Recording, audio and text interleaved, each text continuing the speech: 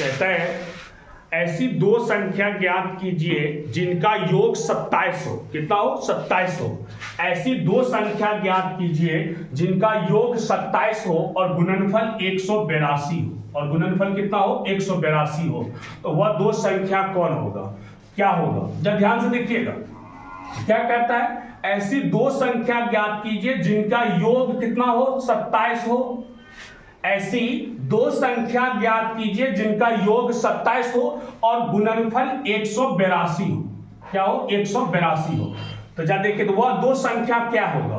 तो यहां ध्यान देखिए कि यहां पर देखिए कि ऐसी दो नंबर जिनका योग 27 हो, है ना, और गुणनफल 182 हो, यानी यहां पर दो ऐसी संख्या जिनको आप जोड़िएगा तो 27 होना चाहिए और उसी संख्या को जब आप गुना करते हैं तो वह 182 होना चाहिए। कितना होना चाहिए? 182 होनी चाहिए। तो आखिर वो दो संख्या क्या लेंगे? अब एग्जांपल आप कहिएगा सर 15 + 2, 15 + 12, तो देखिए आप इन दोनों को जोड़िएगा तो आपको ये 27 मिल जाएगा, लेकिन क्या आपको 182 मिलेगा? नहीं मिलेगा, यानी ये संख्या आप नहीं ले सकते हैं, है ना।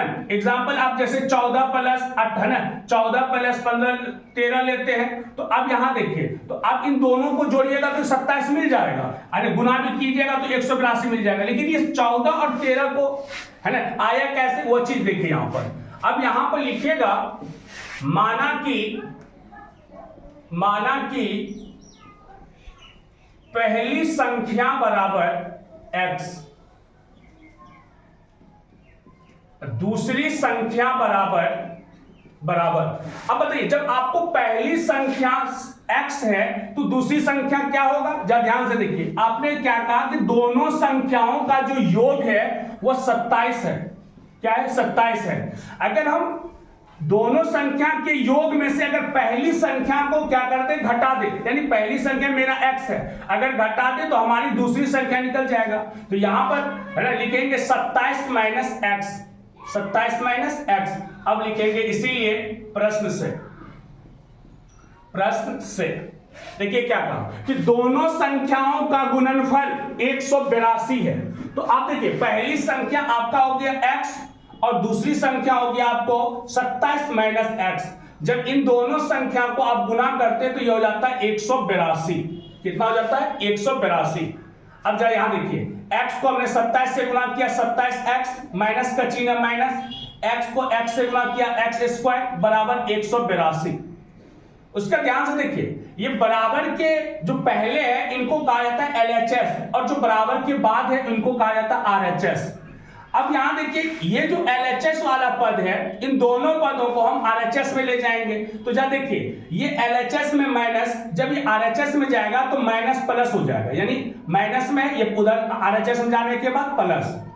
उसके बाद LHS में 27x प्लस में है, जब ये RHS में जाएगा तो माइनस हो जाएगा 27x और ये RHS में ये प्लस 182। इधर LHS में तो कोई टर्म नहीं बचा तो यहां पर मान लेंगे 0। अब यहां देखिए x² minus 27x plus 182 equal to 0। अब हम लोग क्या करेंगे? इसका गुणनखंड करेंगे। यहां देखिए x² minus 14x minus 13x plus 182 equal to 0। कितना बच्चा कहता है कि सर ये माइनस 14x और माइनस 13x कैसे लिए?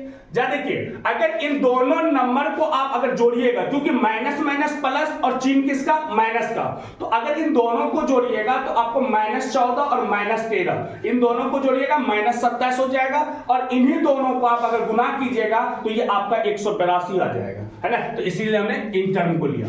अब यहां से हम लोग क्या करेंगे? कॉमन लेंगे। x अगर कॉमन लेंगे तो x - 14 बचेगा और अगर हम 13 को कॉमन लेंगे तो x - 14 बचेगा इक्वल टू 0। यहां देखिए x - 14 into x - 13 equal to 0। अब जब देखिएगा हमने इसको यहां तक ले आए। अब यहां पर हम लोग क्या करेंगे? लिखेंगे दोनों को अलग करने पर तो यहां आपने क्या देखा कि x - 14 इक्वल टू 0 और x - 13 इक्वल टू 0।